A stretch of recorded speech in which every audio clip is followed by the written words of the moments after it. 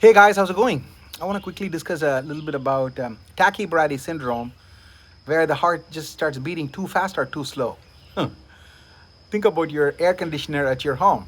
It just quits working, and in summer, the temperature it starts heating while it's supposed to be cooling, or in winter, it starts cooling, and then starts doing erratic things. It's like that. So that's Tachy-Brady syndrome, and in other words, it's also called a sick sinus syndrome. Because see, normally we have the sinus node, and that is the commander of the heart, and it just fires and it tells how many times the heart has to beat.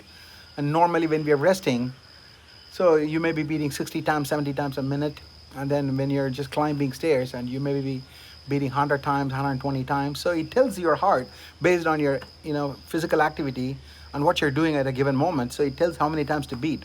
So that sinus node, as we grow older, a percentage of population that are elderly, it starts having problems with the sinus node, and some of them just end up with a plain atrial fibrillation, which means they are fibrillating now. It's an irregular beat. So, and some of them not just get into atrial fibrillation, but they get into the sick sinus syndrome or Tachy-Brady syndrome, where it's unpredictable. They're just beating too fast, and then boom, they're just beating 30 times a minute. So they're really messed up. So sick sinus syndrome is an independent condition.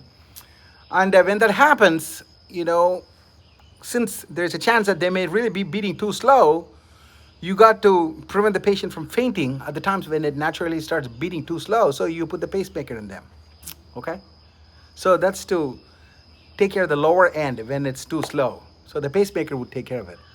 But then there is a chance that they may be beating too fast too, right? They may go into the atrial fibrillation and they may beat like 150 times a minute. And so what you need to do is you need to give them medications so that you prevent that from happening. Okay, that it wouldn't be too fast either. So you control the higher end with the medications and you control the lower end with the pacemaker. That's what it is. Because a few days ago, a patient ended up with this kind of a situation. He was beating too fast. And the nurse naively came and asked me a question. She said, like, hey, he already has got the pacemaker, so why is the pacemaker not taking care of it? Then I told the nurse, like, hey, the pacemaker is there only to protect the lower end. So if in case he just drops down to 30, then the pacemaker would pick it up at a predetermined rate, like 60 a minute or something, and then it'll start pacing the heart to 60 until the heartbeat naturally improves to 70 or something, and then the pacemaker would stop because it's programmed to do it like that. But if the heart is just too fast, that would need a medication. I hope this video helps, guys. These are interesting things. I'll talk to you later in my next post. Goodbye.